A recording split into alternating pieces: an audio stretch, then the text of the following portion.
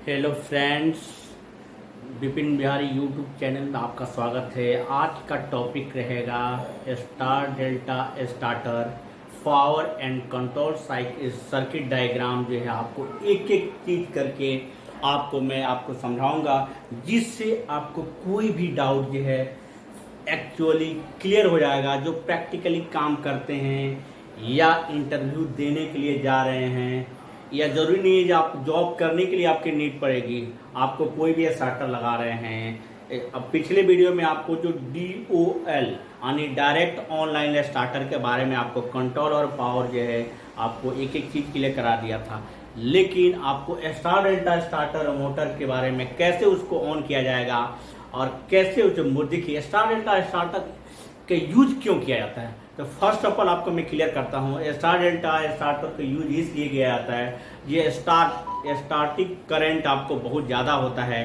तो starting current कम करने के लिए आपको जो है स्टार डेल्टा स्टार्टर का यूज किया जाता है, जिससे आपको ज़्यादा कैपेसिटी का आपको जो है स्टार्टर नहीं लगाना पड़े।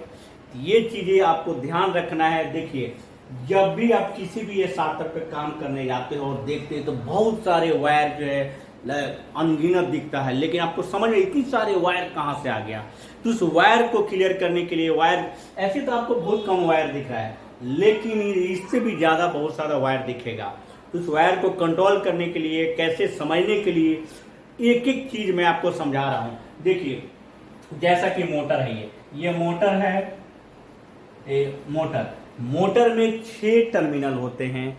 आपको जो है आपने पढ़ा होगा 3 फेज में, यानी 3 फेज में 2 फेज आपको नीड होती है। कोई भी 2 फेज है नहीं, आपको स्टार वाइंडिंग और डेल्टा वाइंडिंग आपने दोनों पढ़ा होगा।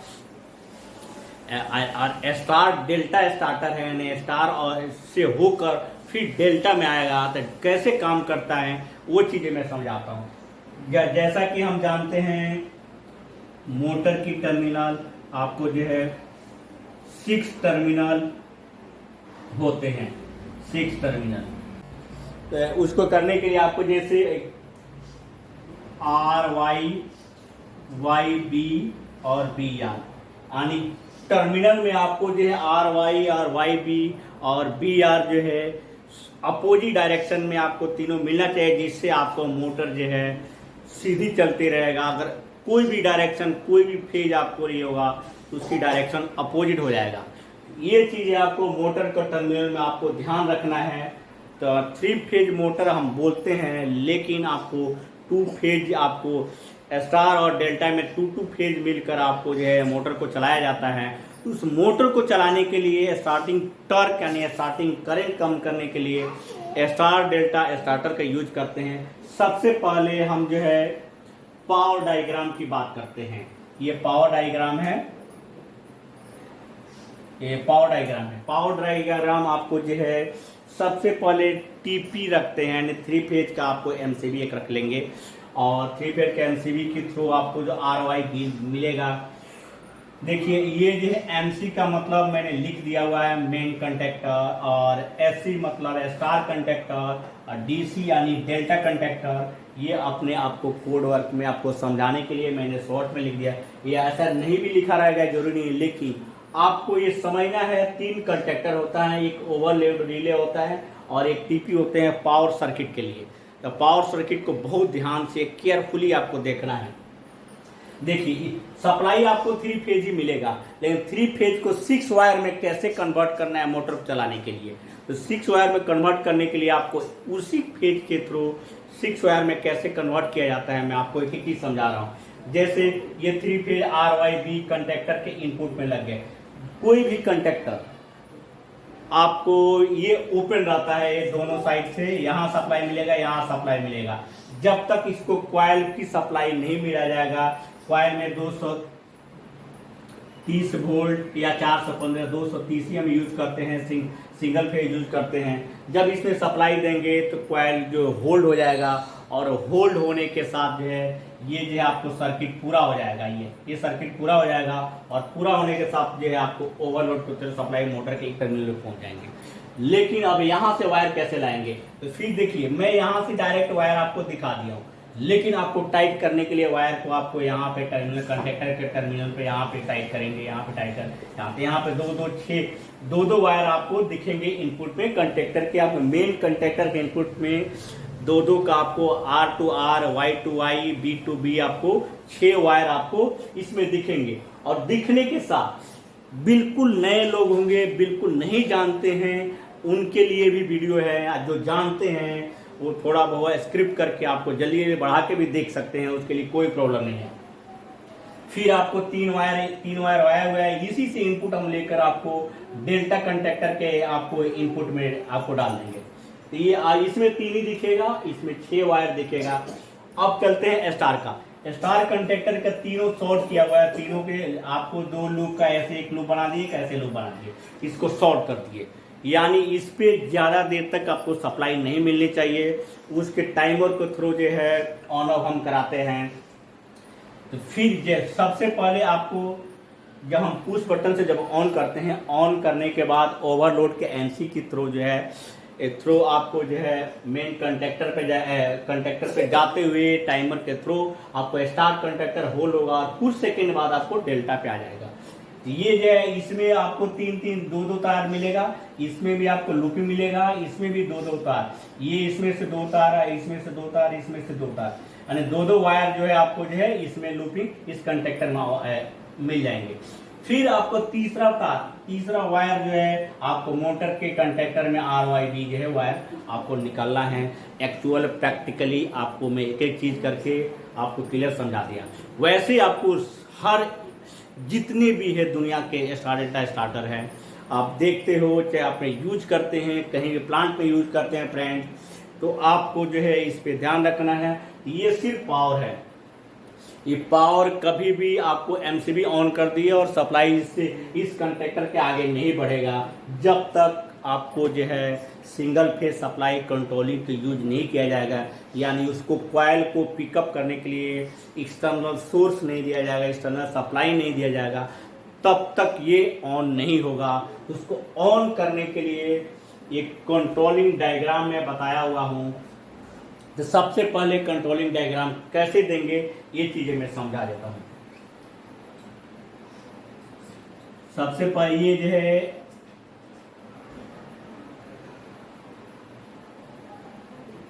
टीपी है, टीपी के आगे कभी भी ये आपकी सप्लाई जो है इनपुट से आपको जो है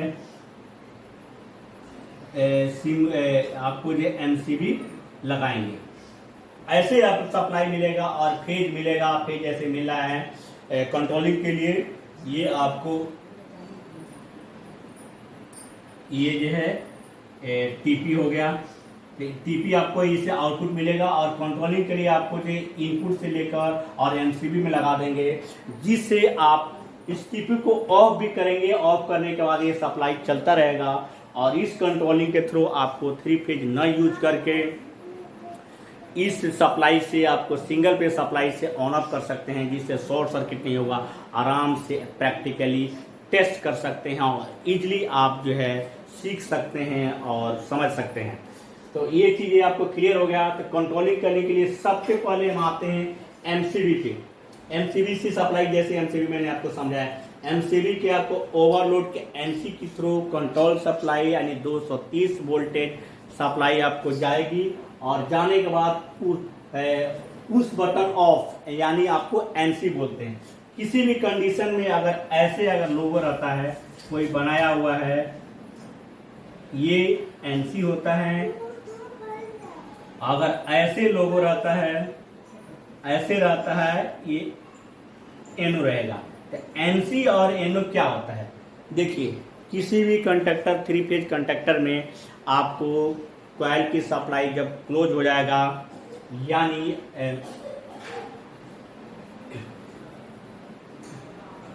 जैसे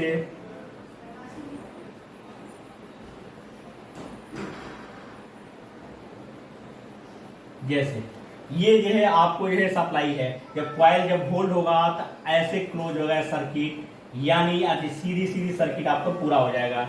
यानी आपको एमसीपी 3 पोल का टीपी मिल जाएगा, 3 पोल का एमसीबी मिल जाएगा और उससे सप्लाई आगे बढ़ जाएगी। तो उस आगे को बढ़ाने के लिए आपको जो है कॉइल में सप्लाई दिया जाता है। इसी तरह आपको एनसी जो है, जब कंडक्टर जब ऑफ की कंडीशन में, एनसी और एनओ जो है किसी भी वायरिंग का कंडक्टर का, आपको जो है एनसी का मतलब होता है नॉर्मल क्लोज, यानी ऑफ में वो शॉर्ट है, यानी सप्लाई एक दूसरे से जाएगी, वही ऑन होते ही ओपन हो जाएगा, उसका उल्टा हो जाएगा। उसी तरह एनओ है तो नॉर्मली ओपन अभी दिखाएगा, ऑफ कंडीशन में उससे सप्लाई नहीं है, सप्लाई ऑन होते ही कंडक्टर को आपको नॉर्मली ओपन हो जाएगा। ये चीजें मैं आपको क्लियर कर रहा हूं। ये एनसी और एनओ आपको समझ गया, एनसी ऐसे होता है और एनओ ऐसे होता है, सप्लाई एक दूसरे से पास करता है।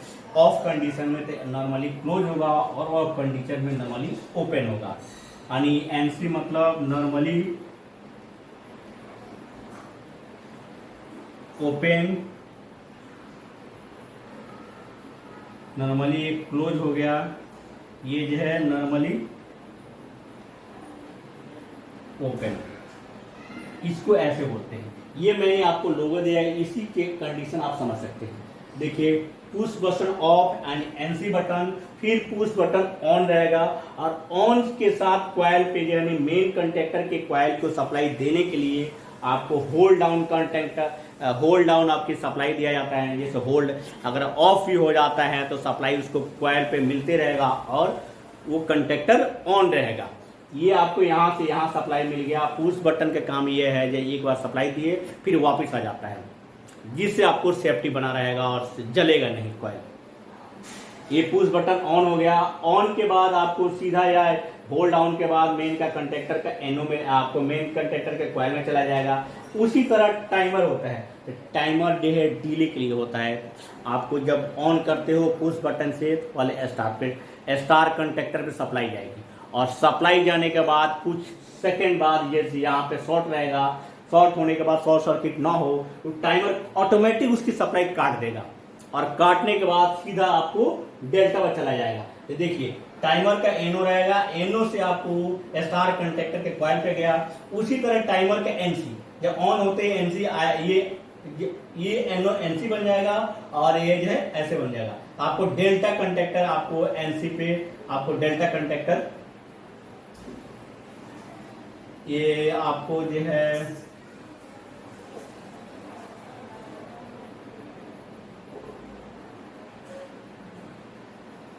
ये आपको star conductor NC delta conductor के कॉइल पे जाएगा और जो है डेल्टा कंडक्टर एनसी आपको स्टार कंडक्टर पे सप्लाई आपको ऐसे मिलेगा। कुछ सेकंड बाद टाइमर के थ्रू, टाइमर आपको 5 सेकंड 7 सेकंड जो सेटिंग रहेगा उस सेकंड पे आपको चेंज ओवर कर देगा। यानी आपको मोटर जब कंटिन्यूअस जब चलता है तो डेल्टा और मेन के उसमें सर्किट पूरा होते रहता है। लेकिन स्टार शुरुआती यानी इनिशियल करंट को, टॉर्क को कम करने के लिए स्टार कंडक्टर का यूज करके हम ऐसे यूज करते हैं। तो देखिए, टाइमर का एनओ यानी डेल्टा का एनसी कंडक्टर स्टार कंडक्टर में जाएगा। उसी तरह टाइमर का एनसी आपको स्टार का एनसी कंडक्टर को जो है डेल्टा कंडक्टर पे जाएगा। ये आपको ऐसी सप्लाई मिलेगा। उसी तरह आप ऑन इंडिकेशन देखते हो तो मेन का एनओ रहेगा, ऑन हो जाएगा और मेन का एनसी ऑफ रहेगा। और आपको ओवरलोड का एनओ अगर हुआ आपको ट्रिप इंडिकेशन आ जाएगा। आपको सब एक एक चीज समझ में आएगा। देखिए, ये वायर जो है आपको समझ में नहीं आएगा, लेकिन ये पॉइंट इस पॉइंट से दो वायर आपको मिलेगा, जितने भी हैं दो वायर मिलेगा, जिससे आपको कंफ्यूजन नहीं क्रिएट करना है। आपको देखना है सप्लाई कहाँ से कहाँ जा रही है और केयरफुली प्रैक्टिकली पहले आपके 3 फेज यूज नहीं करना है।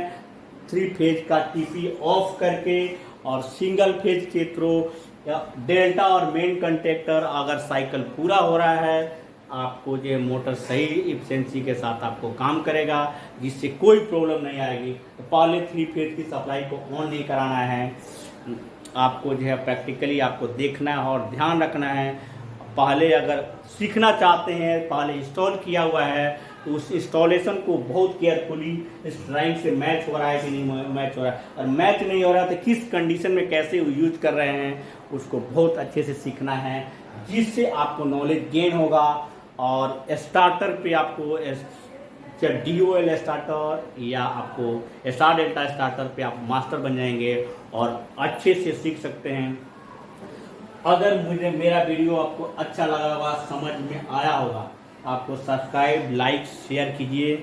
अगर लाइक शेयर आपको जो सब्सक्राइब कर दिए हैं एक बार तो दोबारा नहीं करना है, आपको एक बार में ही करना है। 2 बार करेंगे तो अनसब्सक्राइब हो जाएगा।